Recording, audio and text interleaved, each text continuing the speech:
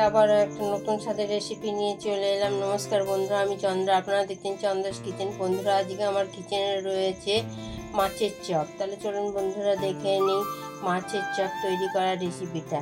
বন্ধুরা, এখানে আমি দুটো বড় সাইজের পেটির মাছ নিয়ে তাকে নুন হলুদ দিয়ে সেদ্ধ করে আমি কাঁটাগুলো বেছে নিয়েছি। আর এখানে নিয়েছি একটা বড় সাইজের আলুকে গ্রেট করে। এখানে নিয়েছি আমি দুটো কাঁচা লঙ্কাকে কুচিয়ে আর একটা মাঝারি ধরনের পেঁয়াজকে কুচিয়ে নিয়েছি। আর নিয়েছি এখানে একটু আদা রসুন আর টমেটো পেস্ট করে। তাহলে চলুন বন্ধুরা দেখে নিই আজকে আমার রেসিপি মাছের চপ তৈরি করা। বন্ধুরা, আমি এখানে গ্যাসের উপর একটা কড়াই বসিয়ে দিয়েছি। দিয়ে আমি কড়াইটা গরম হয়ে গেছে, এবার আমি তাতে তেল দিয়ে দেবো।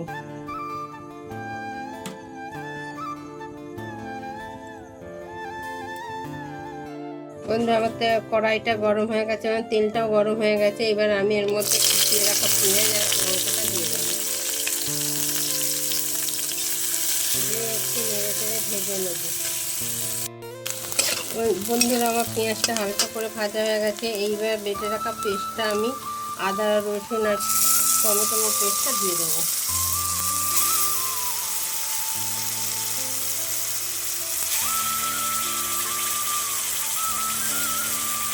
এখানে আমি 2.5 চামচ মতো পেস্টটা দিয়ে দিয়েছি। দিয়ে একটু ভেজে নিয়ে আমি সেদ্ধ করে কাঁটা বেটে রাখা মাছগুলোকে এর মধ্যে দিয়ে দেবো।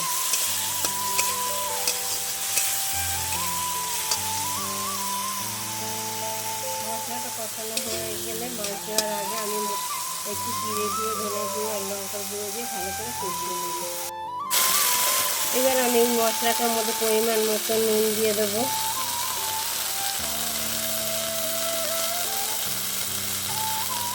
আর দেবো সামান্য পরিমাণে হলুদ। আর দেবো ছোটো চামচের 1 চামচ দিয়ে ধনে জিরে গুঁড়ো।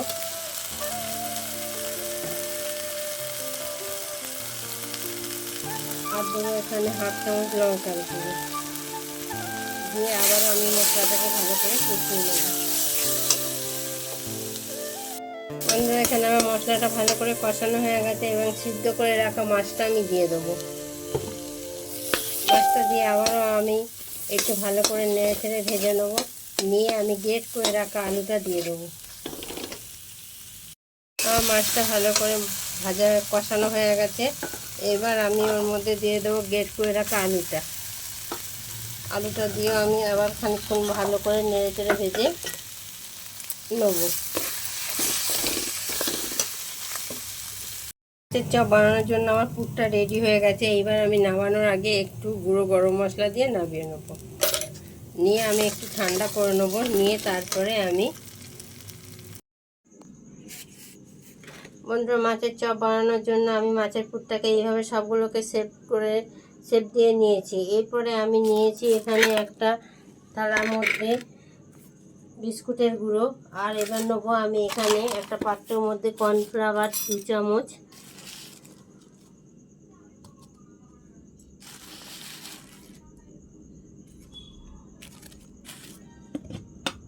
আর নেব সামান্য একটু নুন।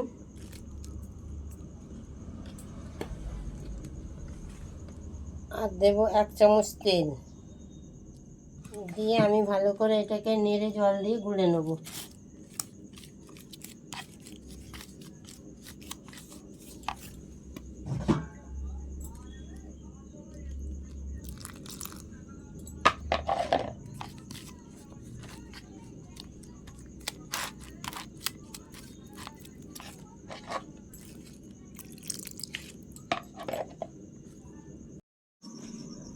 এইভাবে মাছের পুরগুলোকে আমি একবার কর্নফ্লাওয়ারে ডুবিয়ে নেবো। তারপরে আমি বিস্কুটের গুঁড়োর মধ্যে দিয়ে মাখিয়ে নেবো।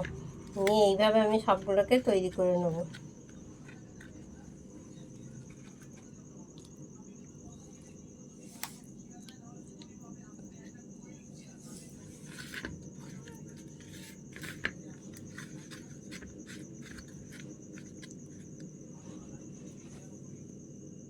মাছের চপগুলো আমার সব রেডি হয়ে গেছে। এবার আমি একটা কড়াই বসিয়ে কড়াইতে তেল দিয়ে দিয়েছি। তেলটা গরম হয়ে গেলে এবার আমি একে একে মাছের চপগুলোকে ছেড়ে দেবো তেলের মধ্যে।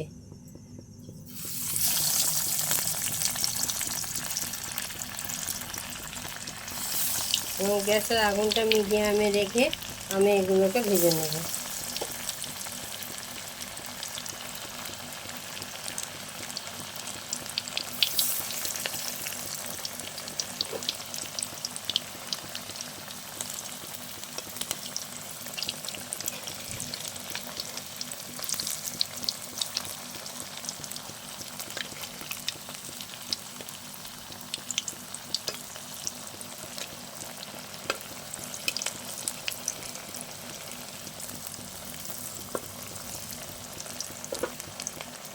মাছের চপগুলো বেশ লাল লাল করে ভাজা হয়ে গেছে, এবার আমি তুলে নেব। এবং এইভাবে আমি বাকি মাছের চপগুলো সব এইভাবে ভেজে নেব।